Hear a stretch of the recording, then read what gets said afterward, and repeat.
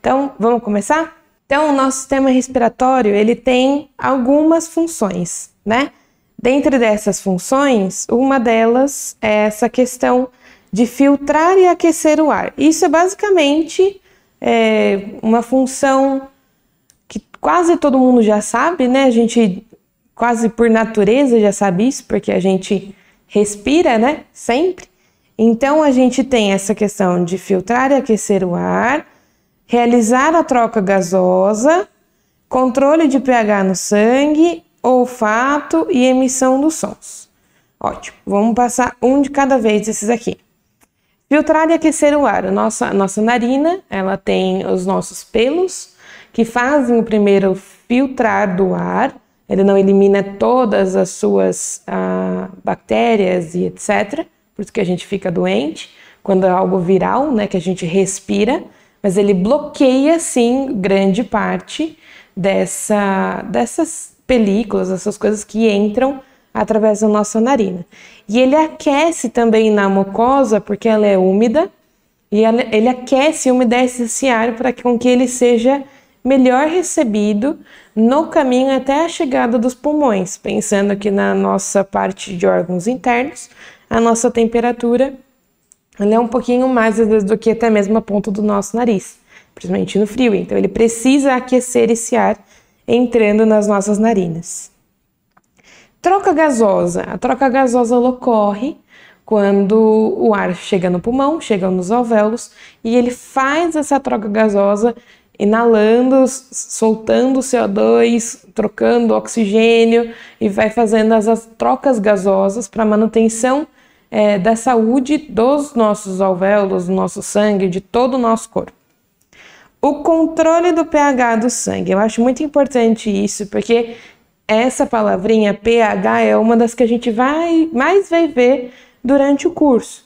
O controle do pH, porque a questão da respiração mantém esse equilíbrio entre o quanto sai de gás carbônico, quanto entra de oxigênio, o quanto eles dois estão equilibrados para que o nosso organismo não seja nem ácido, nem alcaloso, não seja nenhum dos dois, não pule para nenhum dos dois extremos e esteja sempre em equilíbrio para que o nosso organismo não fique inflamado e não tenha outras alterações. Então, esse controle de pH é muito importante a gente sempre lembrar, a gente vai ver ele mais para frente também, tá bom?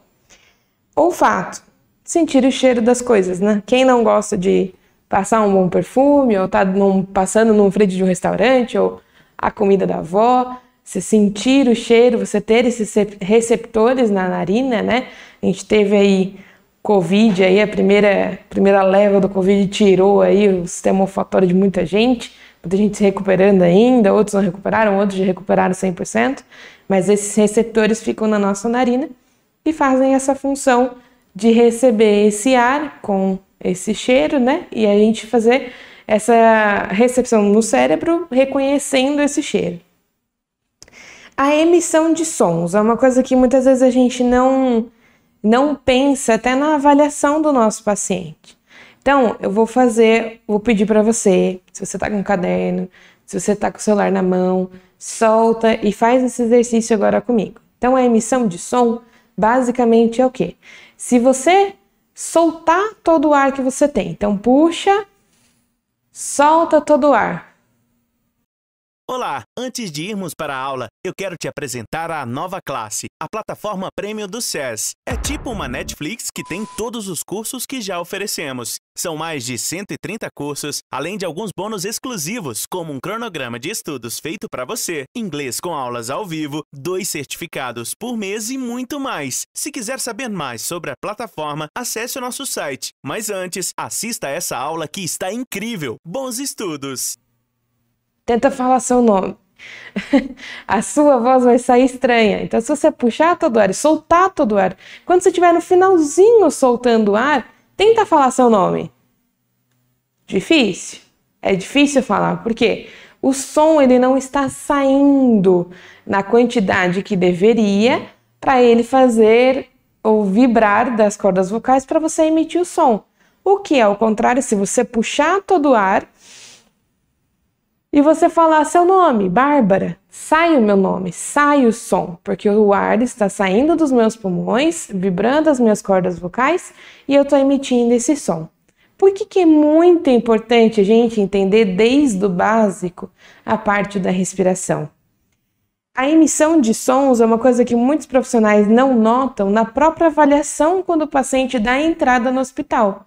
Se você tem aquele paciente que ele chega falando baixinho para dentro, então você pergunta, Dona Maria, a senhora tá bem? Eu tô bem. Se ela chega desse jeito, pode já verificar que existe talvez uma falta de ar. Óbvio que eu vou precisar fazer uma classificação, se é um problema fonético ou se é realmente a falta de ar, mas ali eu já posso estar tendo indícios que meu paciente pode estar com uma falta de ar. Então, pequenos detalhes levam a grande diferença quando a gente trabalha com esse paciente com um problema respiratório para indicativo de ventilação mecânica, invasiva, não invasiva, tá bom? Bom, vamos para o próximo aqui. Sistema respiratório ou a ventilação, ela é composta basicamente por 3 processos. Esses 3 processos vão nortear o nosso equilíbrio, né? Como entra, o que faz e qual é o resultado final. Então, o primeiro é a ventilação pulmonar ou a respiração, que nós já estávamos conversando. Então, a inspiração ela é um movimento voluntário de contração do nosso diafragma, então ele aumenta a cúpula diafragmática, você inspira esse ar e na hora de expirar é um movimento involuntário, ele é um relaxamento do diafragma. Existe uma leve contração de alguns músculos intercostais externos, que está aí na imagem, mas ela é considerada uma respiração que você não tem vontade de fazer, ela é propriamente do seu corpo. Você inspira forçado e expira soltando esse ar, tá bom? Aqui nessa imagem eu peguei ela porque tem, por exemplo, o esternocleidomastoide, ele está colocado aqui como se fosse uma musculatura inspiratória. Não necessariamente a gente faz a utilização dele constantemente, mas ele é super notório quando o paciente está com uma dificuldade inspiratória. Então, se o paciente está com uma insuficiência respiratória, ele pode estar fazendo uso da musculatura acessória. Então, esternocleidomastoide aqui na lateral, e ele faz essa inspiração forçada e sobe essa musculatura. Então, se o meu paciente está inspirando desta maneira, já também é um alerta do que pode estar acontecendo, assim como a fúrcula, batimento da asa de nariz, algumas coisas que nós vamos estar vendo para frente. Mas, de novo, olha a importância de saber o básico até da parte da anatomia muscular e funcional do nosso organismo.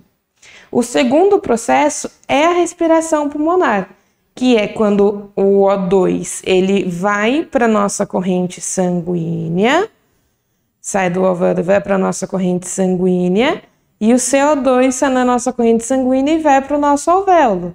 Por que que acontece isso? Porque aí, saindo na nossa corrente sanguínea indo para o nosso alvéolo, ele vai ser exalado este ar, tá bom? Não vamos esquecer que dentro deste alvéolo, a gente tem um surfactante, uma propriedade que não deixa o nosso alvéolo fechar completamente. Grava isso desde agora.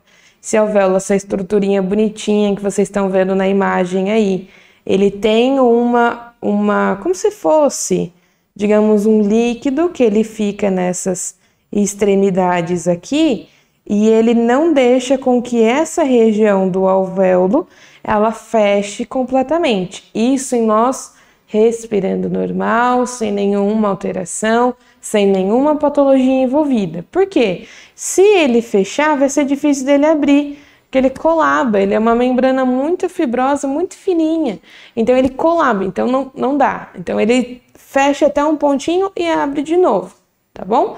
Só para vocês lembrarem disso, vem do formato do alvéolo. Então a respiração pulmonar vai acontecer dessa maneira. Entra o oxigênio na célula, sai o CO2 e vem para o alvéolo, tá bom? Terceiro processo, respiração tecidual. Bom, fique até o final, que eu tenho um presente para você. Nos vemos lá! A respiração tecidual, ela é simplória, né? Ela já passou lá pelo pulmão, já pegou o oxigênio lá, e ele vem para as hemácias, das hemácias vão para os órgãos, e aí vai fazendo toda essa troca em todo o nosso organismo, esse processo de deixar o oxigênio e pegar um CO2, deixar o oxigênio e pegar um CO2, e aí volta o gás carbônico para o nosso organismo. É daí que vem o CO2 que a gente viu na imagem anterior, que está na corrente sanguínea, daí que vem, para poder voltar para o pulmão, para poder fazer a troca novamente e irrigar todo o nosso organismo. Por que é importante a gente lembrar desse processo de respiração tecidual, que é do organismo? Pacientes com cianose, paciente com ponta de dedo, pé, nariz, às vezes lábio, arroxeados, o paciente está com uma cianose, o que está acontecendo? Não tá fazendo essa troca gasosa não está acontecendo, então esse paciente ele está apresentando uma quantidade de gás carbônico maior, porque não está fazendo troca, ele pode ter algumas alterações de pH no organismo dele por isso. Então, uma coisinha puxa a outra. Então, meu paciente com cianose, eu tenho que lembrar dessa imagem aqui. Não estou tendo essa troca, não está entrando o oxigênio e não está saindo gás carbônico. Alguma coisa vai estar em desequilíbrio. E gerando esse desequilíbrio, eu gero piora das patologias que já estão instaladas ou gero patologias. Por exemplo, uma doença que acontece bastante isso. Paciente DPOC, doença pulmonar obstrutiva crônica. Esse paciente, ele tem uma rigidez desse alvéolo que nós vimos nessa imagem anterior. Então, ele sempre fica com um resquício de CO2. Sempre fica. Então, toda vez quando fica, entra um pouco menos de oxigênio. Então, esse paciente, comumente, ele tem uma coisa chamada baqueamento digital. Então, o dedo dele é normalmente mais grosso na ponta, os pés são mais gelados. Existem algumas alterações anatômicas causadas por essa falta dessa troca gasosa. Então, se você conhece alguém que tem a doença do DPOC, observa a mão. Ela é mais arredondada, aqui onde tem, por isso que chama baqueamento digital, bem onde tem a digital, tá bom? Se quiser jogar no Google, você vai achar várias pessoas assim. E o relato dela sempre tem algum problema, às vezes, de retorno venoso, às vezes tem alguma alteração de membros inferiores, o pé muito gelado, sempre tem alguma alteração assim relacionada também com a troca gasosa, que não está sendo efetiva no momento, tá bom? Então, as vias aéreas, basicamente, para a gente relembrar que isso é uma questão básica de anatomia, né? A maioria dos cursos de fisioterapia tem a primeira anatomia no primeiro e no segundo semestre. Então, a superior é nariz, faringe e laringe. E a inferior é a traqueia, brônquios e pulmões. Lembrando que nós temos o pulmão direito, pulmão esquerdo. Então, a gente tem a trama vasobrônquica, vai para os dois lados, né? Que vem da traqueia, a laringe, a faringe e o nariz. Então, o nariz, o principal na questão de você fazer o filtrar e o aquecer, laringe e faringe na condução, traqueia, condução, os brônquios e os pulmões na questão da oxigenação e dessa realização de troca de gases, tá bom?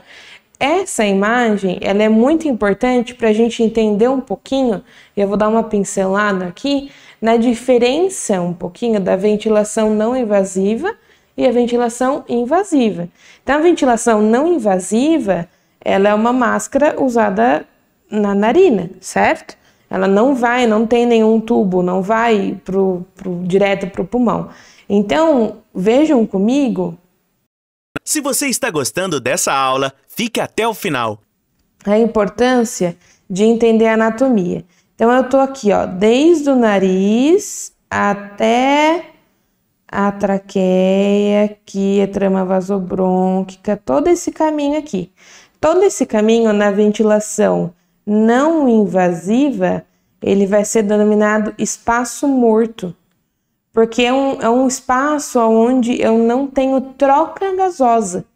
Então, imagina, para um paciente que está tendo uma insuficiência respiratória, a importância de avaliar quão severo está. Não adianta um paciente meu estar com uma insuficiência respiratória severa, gravíssima e eu não estar vendo isso e pensando que ventilando ele externamente, eu vou conseguir chegar na área de ventilação do pulmão dele, que é aqui embaixo, toda essa área do pulmão. Porque eu tenho muito espaço morto, então eu preciso levar isso em consideração. Que é a mesma questão de eu ter um paciente que ele não está tão exacerbado assim. O que é exacerbado? Ele não está com essa insuficiência respiratória tão severa, e eu querer já entubá-lo de uma vez, e ele está apresentando por exemplo, uma pneumonia superior aqui, a pneumonia ele está mais nesse foco superior aqui do pulmão, e aí você quer já entubar, não quer tentar nada, já quer... Não, mas espera aí, eu consigo, o espaço morto ainda está pequeno aqui, eu consigo chegar lá com uma VNI, entendeu? Então, eu não precisaria de uma ventilação mecânica. Ou, por exemplo, meu paciente está com uma atelectasia de base de pulmão e uma pneumonia. Pô, ele está com... Lá na base do pulmão, olha o tamanho de espaço morto que eu vou ter que ir até conseguir chegar lá. É melhor a gente pensar em entubar esse paciente e trabalhar com a ventilação mecânica, tá? Então, muitas vezes as pessoas elas ficam confusas na questão da ventilação mecânica invasiva ou não invasiva e esquecem que a maioria das vezes basicamente é a anatomia e fisiologia do corpo do próprio paciente que vai te indicar qual é o melhor tratamento. Existem sim situações onde um é mais recomendado do que o outro. Olha, já viu-se que entubar precocemente nessa situação é melhor do que ficar tentando a VNI, ou usar a VNI nessa situação é melhor do que o paciente cair numa intubação. Tem-se sim os estudos científicos para isso, mas o corpo do seu paciente, aonde está a patologia dele, em qual estado ele está, é extremamente importante para o seu tratamento. Então, basicamente, a anatomia que você tem que entender na hora de indicar e conversar com a sua equipe multidisciplinar para tratar esse paciente, tá bom? Esse vídeo é uma parte de um dos cursos que tem dentro da plataforma A Nova Classe. Lá você encontra mais de 130 cursos e outras vantagens exclusivas, como o curso de inglês com aulas ao vivo. Para você que está vendo esse vídeo, liberaremos o acesso gratuito por 7 dias. É só clicar no link da descrição e aproveitar seu presente.